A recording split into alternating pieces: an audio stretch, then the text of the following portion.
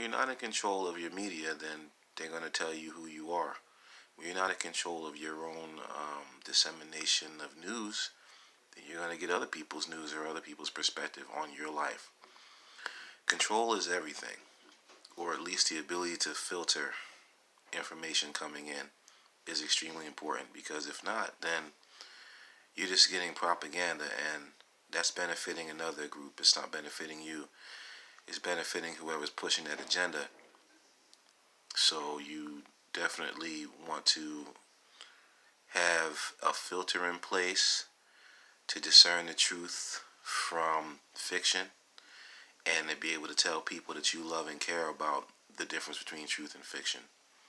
That's how myths and lies become fact and folklore, because people are unable to filter the truth from deception. And governments and media and corporations play on this.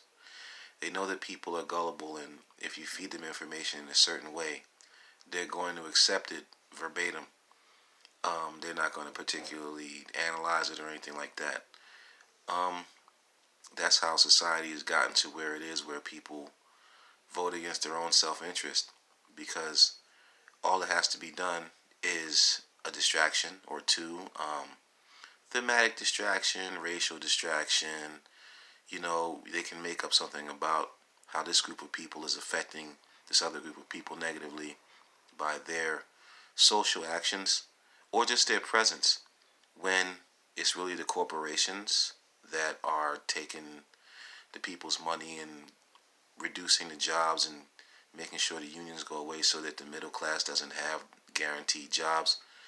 But they want to blame black people moving into white neighborhoods, or they want to blame people getting welfare benefits, or people from Mexico coming here to work. If you measure corporate welfare, all of the people on welfare scamming wouldn't even probably equal 1% of that. If you're looking at how hard the Mexicans who come here work versus the percentage who are in gangs and, sell drugs, it's not the same. I would venture that many more are here as law-abiding citizens versus here as criminals. So, but it's a propaganda thing. I mean, if they tell you that enough, then that's what you're going to believe. It doesn't matter whether it's true or not. The facts don't measure up to the propaganda, so you put the facts aside. That's the insidious nature of this. So, I say, like the old soul music says, believe half of what you see and none of what you hear. Research everything, get a second and third opinion, and just use common sense and use good judgment. Common sense isn't always common, but if it sounds too good to be true, it is.